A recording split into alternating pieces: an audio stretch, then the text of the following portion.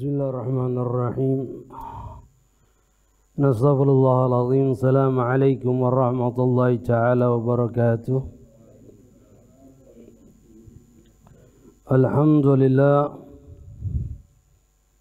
Alhamdulillahilladzi farrada alaina ta'aluma sara'il islam wa ma'rifati sahihi wa mu'amalati wasidiha li ta'rifi hal wal haram wa ja'ala ma la man 'alima dhalika wa 'amila bihi quludu fi daris salam wa ja'ala ma syara man khalafa wa 'asahu dar 'intigab. Asyhadu an la ilaha illallah wa la syarika lahu al-manna bina wal jizam wa asyhadu anna sayyidina Muhammadan 'abduhu wa rasuluh al-mab'utsu rahmatan lil 'anam sallallahu wasallam alaihi wa ala alihi wa sahbihi barratil kiram. Allahumma salli wa sallim ala sayyidina Muhammadin miftah bi rahmatillah adadan fi ilmillah salatan wa salaman daiman mutalaziman bidawal mulkillah wa ala alihi wa sahbihi adada kulli dzarratin alfa marrah amma ba'd. Ayyuhal aba ummahat ikhwan wal akhwan mustami'in wal mustami'at hadirin wal hadirat rahimani rahimakumullah. Alhamdulillah thumma alhamdulillah. Puji syukur kehadirat Allah Subhanahu wa taala atas berbagai macam limpahan rahmat nikmat yang Allah berikan kepada kita, terutama nikmatul Islam, nikmatul iman, nikmat kita dijadikan umat Nabi Muhammad sallallahu alaihi wasallam, nikmal hidayah, inayah, taufik, wasihah wal afiyah. Begitu juga salat serta salam tidak henti-hentinya kita haturkan hadiahkan kepada kita Nabi Muhammad sallallahu alaihi wasallam serta para keluarganya, para sahabatnya, para tabi'in wa man tabi'ahum bi ihsan ila yaumil. Ya ma'azara hadirin wal hadirat rahiman wa rahimakumullah. Sekarang sudah masuk di tanggal 21 Sya'ban. Sudah di penghujung akhir bulan Sya'ban, sebentar lagi masuk Ramadan kita orang. Sebagaimana tadi ana dikasih tahu diminta untuk membahas sedikit pembahasan tentang bab puasa Ramadan. Jadi kita akan membahas puasa Ramadan. Membahas tentang masalah kitabus siyam, hukum di dalam masalah puasa. Ta'rifus shaum, membahas tentang makna puasa, shaum.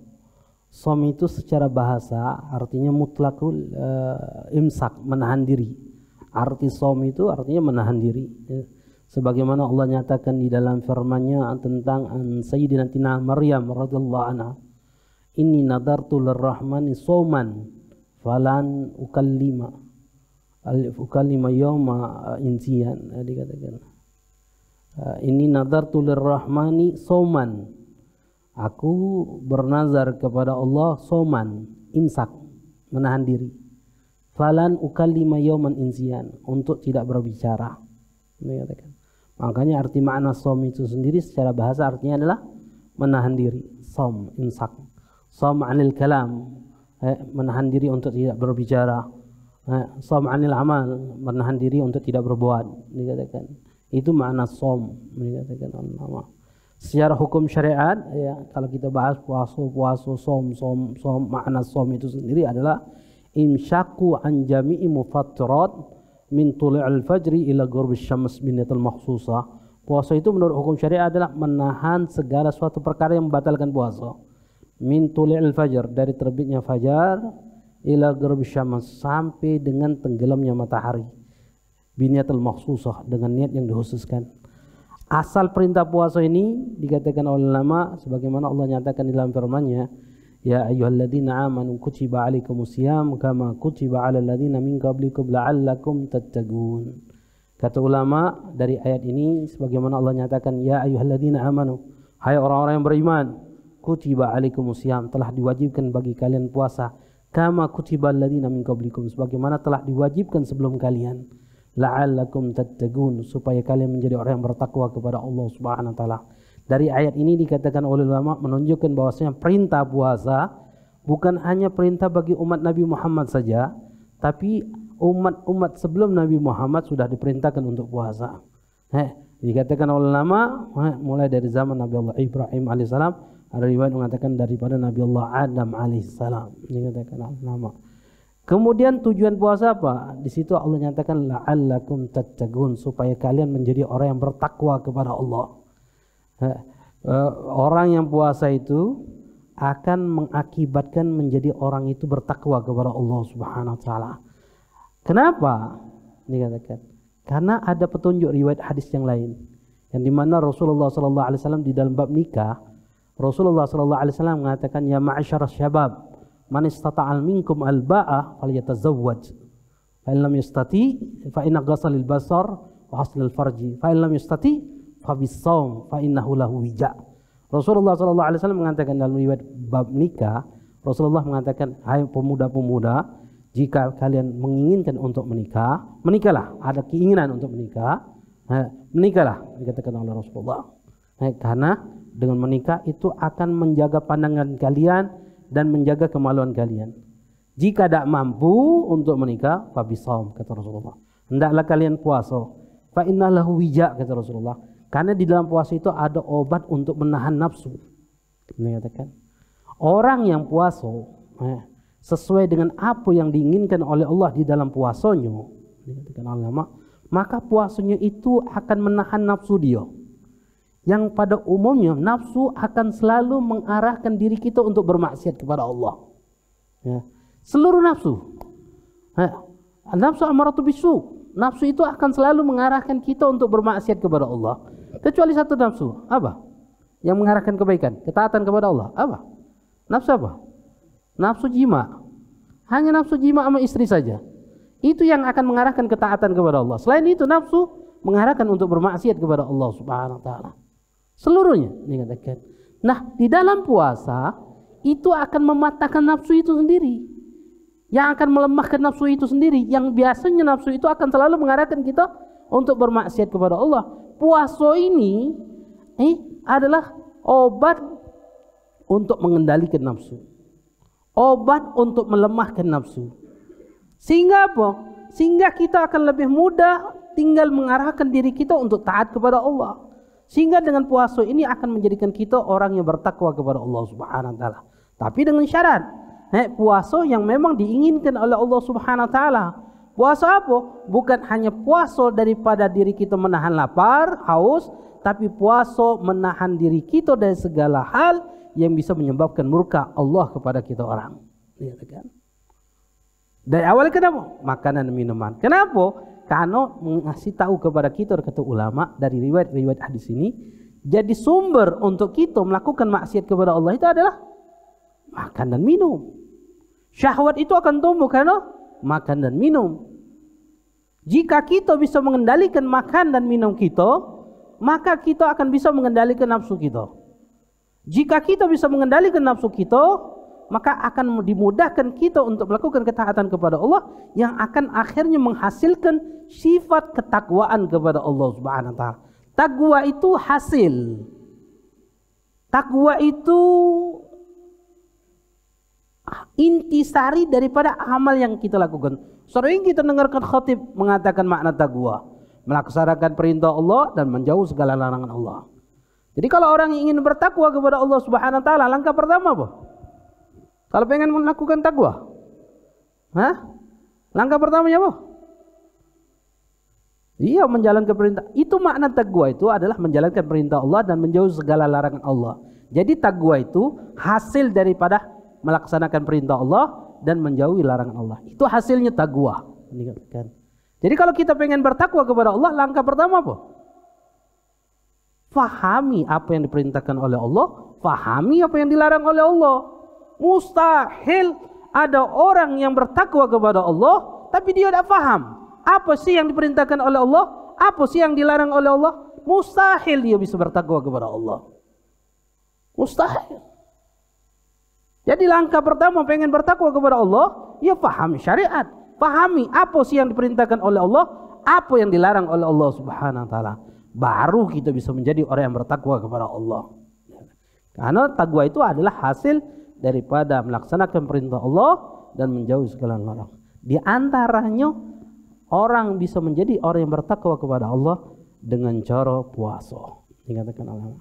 Kemudian diwajibkan puasa ini bagi kita dan umat Nabi Muhammad sallallahu alaihi wasallam, bagi Nabi dan bagi kita, furidha fi sanati tsaniyah min al-hijjah min syahr Sa'ban. Disyariatkan di tahun kedua setelah hijrahnya Rasulullah dari kota Mekah ke kota Madinah. Di bulan Sya'ban Allah perintahkan Nabi dan umatnya untuk perintah puasa. Kalau di tahun kedua artinya Nabi melaksanakan puasa itu berapa kali? 9 kali. Karena Nabi itu di Madinah berapa tahun? 10 tahun. 10 tahun. Kalau di tahun kedua di bulan Sya'ban artinya Nabi puasa pada saat itu 9 kali Nabi mengalami puasa dalam hidupnya. Kemudian kata ulama semuanya adalah nawagis 29 hari kecuali sekali Rasulullah SAW pernah puasa fakamilun 30 hari. Ramadan, syahr Ramadan, puasa di bulan Ramadan. Ramadan bulan keberapa? Di dalam bulan Hijriah. Bulan 9 di tahun Hijriah dikatakan. Paling afdalnya bulan adalah bulan Ramadan dikatakan ulama. Dikatakan. Kenapa dinamakan Ramadan? Dikatakan. Ulama berbeda pendapat. Ada yang mengatakan qil inna mawadha'al arab asma' syuhur wa faqa hadha syuhur syiddatul har. Ada yang mengatakan bangsa Arab dulu meletakkan nama-nama itu sesuai dengan kondisi keadaan. Ketika Ramadan itu syiddatul har, musim yang sangat panas. Maka mereka mengatakan Ramdo, artinya syiddatul har. Ramdo, yang akhirnya menjadi Ramadan. Ada lagi pendapat yang mengatakan li'annahu yarmidud dzunub ayyahrigu. Ada lagi mengatakan dikatakan yarmidud dzunub, membakar dosa. Makanya dinamakan Ramadan. Jadi ketika kita masuk Ramadan, dosa-dosa kita dileburkan oleh Allah Subhanahu wa taala. Ini yang dikatakan Allah. Manfaat puasa Ramadan banyak, sangat banyak dikatakan. Dalam riwayat Allah Subhanahu wa taala akan memberikan ampunan dan kedudukan pahala yang sangat besar. Sebagaimana Allah nyatakan di dalam firman-Nya, "Wasa'imina wasa'imati wal hafizina furujahum wal hafizati wa dzakirinallahi katsira wa dzakirat a'adallahu lahum maghfiratan wa ajran 'azima." Orang-orang yang puasa baik laki-laki dan perempuan, yang menjaga kemaluan mereka baik laki-laki dan perempuan, orang-orang yang banyak mengingat kepada Allah Subhanahu wa taala baik laki-laki dan perempuan, a'adallahu lahum maghfirah. Allah janjikan bagi mereka ampunan wa ajran 'azimah, dan mendapatkan kedudukan yang tinggi di sisi Allah Subhanahu wa taala. Bahkan puasa ini dikatakan dalam satu riwayat hadis qudsi, kullu hasanatin bi asyri amsalih ila 700 dhifin, kata Rasulullah. Kata Allah Subhanahu wa taala, setiap ganjaran amalan ibadah itu Allah lipat gandakan pahalanya 10 sampai 700 lipatan ganda. Ila syam, kecuali puasa, kata Rasulullah. Kata Allah, wa huwa li wa ana zaubi. Puasa itu untuk diriku dan aku yang akan balas langsung kepadanya. Kenapa Allah katakan puasa itu untuk Allah dan Allah langsung yang akan membalasnya? Karena kata ulama, satu-satunya amalan ibadah kepada Allah yang jauh dari sifat riya itu puasa. Kenapa? Karena amalan itu tidak bisa ditampakkan.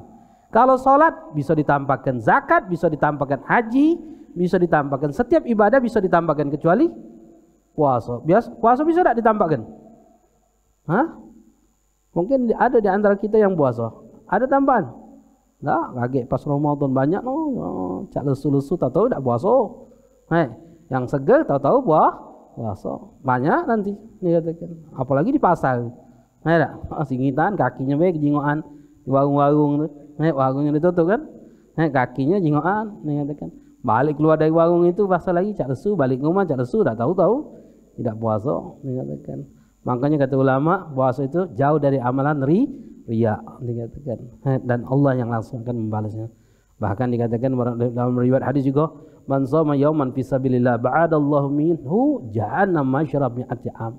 Dalam riwayat hadis Nasa'i radhiyallahu anhu, beliau mengatakan, Rasulullah sallallahu alaihi wasallam mengatakan, barang siapa puasa satu hari fi sabilillah karena jalan Allah, ba'adallahu minhu jahannam. Allah jauhkan dari neraka jahannam masyrab mi'ati am, dengan jarak 100 tahun perjalanan, dijauhkan oleh Allah Subhanahu wa taala. Bahkan juga dalam riwayat lain kata Rasulullah, lis-sha'im farhatan. Orang yang puasa itu diberikan 2 kegembiraan. Idza aftara fariha, jika dia berbuka dia senang. Wa idza laqiya Allah fariha bisami, jika dia bertemu dengan Allah dia senang dengan amalan ibadah puasanya. Ini katakan. Jadi wong yang banyak-banyak puasa itu Allah berikan kebahagiaan dua. Yang pertama ketika dia buka dia senang. Kemudian ketika dia mati ketika bertemu dengan Allah pun dia pun akan dengan puasanya tersebut. Masya Allah. Ini katakan. Dalam riwayat lain Rasulullah SAW mengatakan riwayat Akhraj Dailami dalam kitab Musnad Firdaus, samtu sa'im tasbih. Puasa diamnya orang puasa itu tasbih. Wa naumuhu ibadah, tidurnya ibadah. Wa du'ahu mustajab, doanya mustajab. Wa amalu mudha'af, dan amal ibadahnya pun dilipat gandakan oleh Allah Subhanahu wa taala. Kemudian hukum ahkamus shaum. Puasa ini dari segi hukum menjadi 4 hukum. Terkadang hukumnya wajib, terkadang hukumnya sunnah, terkadang hukumnya makruh, dan terkadang hukumnya haram. Kapan diwajibkan kita untuk puasa? Ada 6 keadaan seseorang itu wajib untuk puasa. Yang pertama, shaumur Ramadan, puasa di bulan Ramadan, hukumnya wajib. Shaumul qadha, puasa qadha, bagi mereka yang tidak puasa Ramadan, wajib untuk dia puasa. Arti makna qadha itu melakukan puasa bukan di waktunya.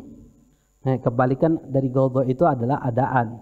Jika di waktunya namanya adaan, jika di luar waktunya namanya qadhaan. Dikatakan. Begitu juga sholat. Kalau kesiangan jam 7 bangun, sholat subuh dah?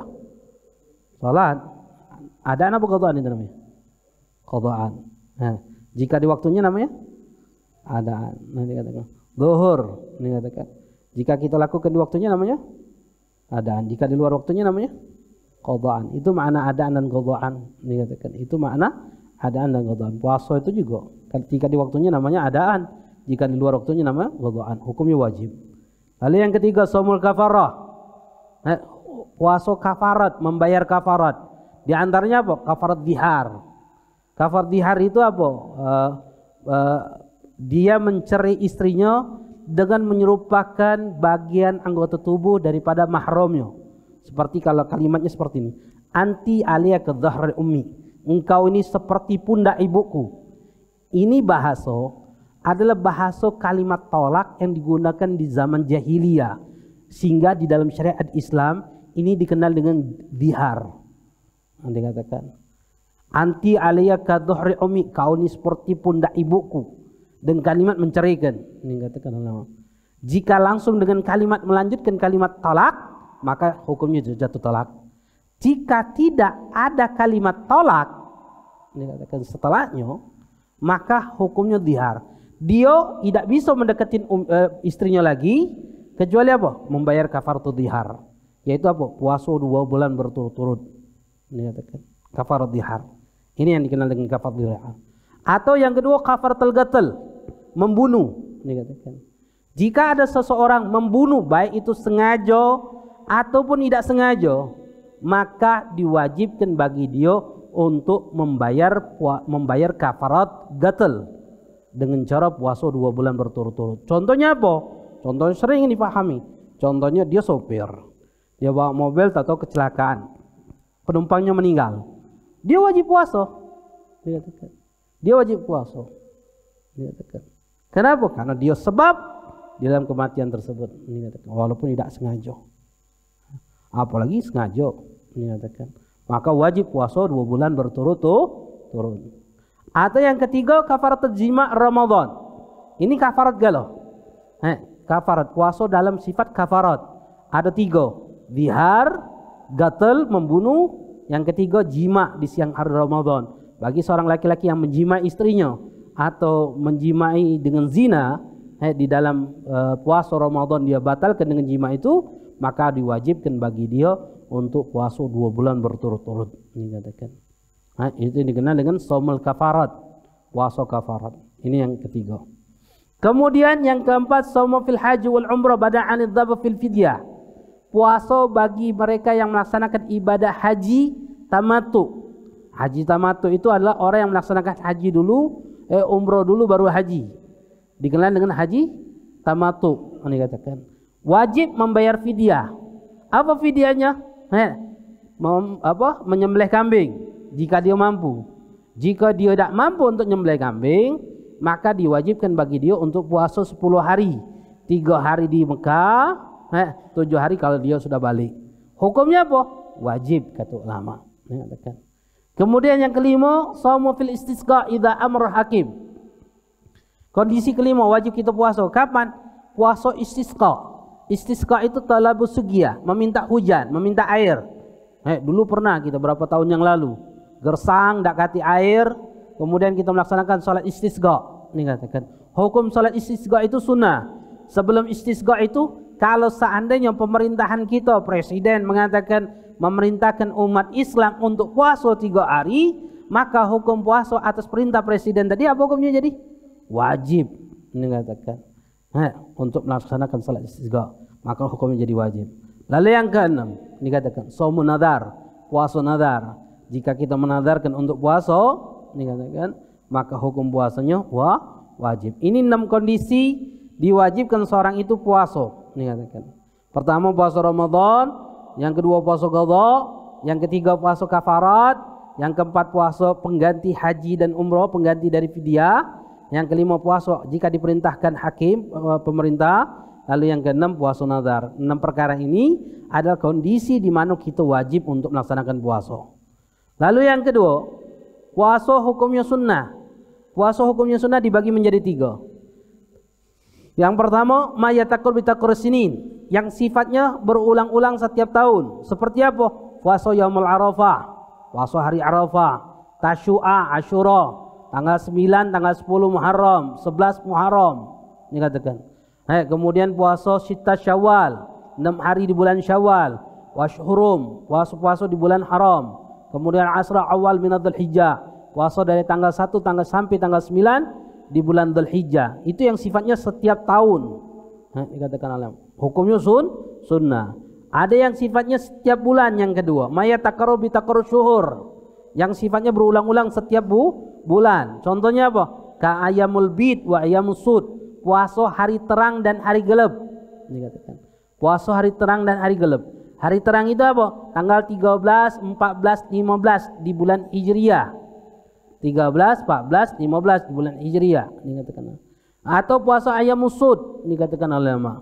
Apa ayamus sud? Hari gelap. Tanggal berapa?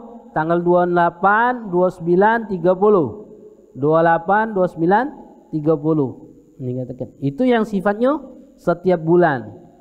Lalu yang ketiga, mayataqabi tarkal usbu. Ada yang sifatnya berulang-ulang setiap minggu, yaitu apa? Puasa hari Senin dan puasa hari Kamis. Hukum puasa itu hukumnya sunnah.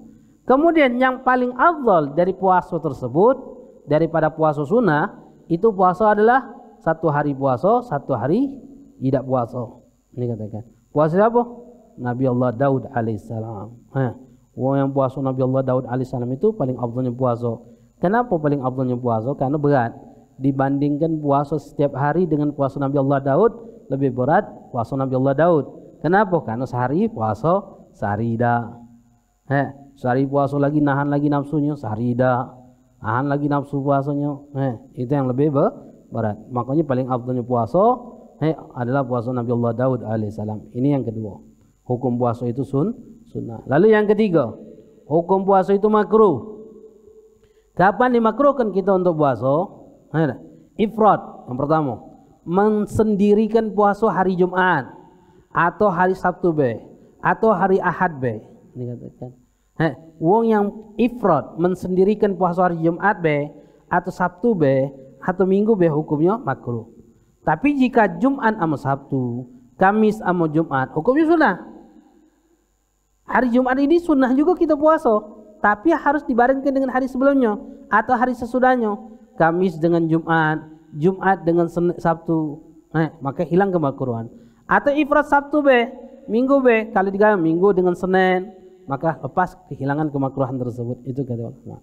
Atau shaumud dahar, liman yakhafud dara au fawatul haqqil mandub. Kata ulama, puasa setiap hari selama sepanjang 1 tahun. Hukumnya apa? Makruh. Bagi siapa? Bagi mereka yang takut membahayakan diri mereka, atau bagi mereka yang dengan melaksanakan puasa itu meninggalkan perkara-perkara sunnah. Ini katakan ulama, hukumnya makruh. Tapi bagi mereka yang kuat, walaupun puasa setiap hari tapi tetap kuat untuk melaksanakan perkara yang sunnah, maka bagi mereka tidak dimakruhkan dalam hukum syariat. Ini yang ketiga. Lalu yang keempat, yang terakhir. Hukum puasa itu haram. Haram ini dibagi menjadi dua. Ada haram disertai sah, ada haram tidak disertai sah. Dikatakan. Yang pertama haram ma'as-sihah.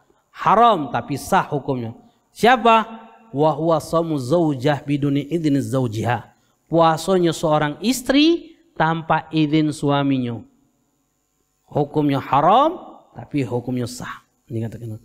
Kata ulama, bayangkan ibadah seorang istri yang sifatnya puasa tanpa ridho suaminya, tanpa izin suaminya, maka hukum puasanya itu dewek jadi hukumnya haram. Apa lagi yang lainnya? Makanya dalam syariat itu perempuan itu seorang istri, dalam riwayat kita hadis-hadis menunjukkan sangat gampang untuk mereka itu masuk surga. Bahkan dalam riwayat hadis Rasulullah itu mengatakan jika seorang istri itu sholat 5 waktu, puasa Ramadan, dia menjaga kehormatan suaminya, menjaga kehormatan dia dan suaminya, dan menjaga tunduk kepada suaminya, tinggal pilih kata Rasulullah. Nah, masuk pintu surga mana be kata Rasulullah. Tapi ternyata yang paling banyak perempuan itu masuk neraka. Apa sebabnya? Anusus, durhaka kepada suami. Paling banyak sebabnya apa? Paling banyak sebabnya mereka tidak pernah bersyukur atas apa yang diberikan oleh suaminya. Itu yang menyebabkan bagi mereka paling banyak masuk neraka. Kenapa? Tidak pandai bersyukur atas apa yang telah dilakukan kebaikan oleh suaminya. Dan ini sifat perempuan. Dikatakan, cobalah kata Habib Taufik itu, kita nunjuk belanja setiap hari berapa biasanya nunjuk belanja? Biasanya setiap hari kita nunjuk duit 50.000. Ada 50.000 setiap hari cukup. Misalnya, suatu saat kita naikkan jadi 100.000. Mengatakan 100.000. Setiap hari kita naikkan 100.000. Mengatakan. Kemudian jalanlah 1 bulan. Setelah 1 bulan itu turunkan lagi 50.000. Terima tak dia? Hah? Tidak. Salah siapa? Hah? Salah siapa sebetulnya? Hah? Sebetulnya salah siapa ketika dia tidak syukur di situ?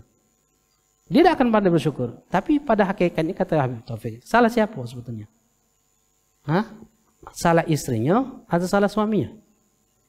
Hah? Salah suaminya. Makanya Imam Ghazali melarang seorang suami untuk menampakkan isi dompetnya kepada istrinya. Apa Imam Ghazali mengajarkan kita untuk pelit? Syariat? Tidak. Mengajarkan untuk apa? Supaya dia menjadi istri soleha. Bayangkan ini hukum syariat. Jadi artinya suami punya peran besar untuk menjadikan istrinya soleha. Pertanyaannya, sekarang ini kita mendapatkan tidak istri soleha?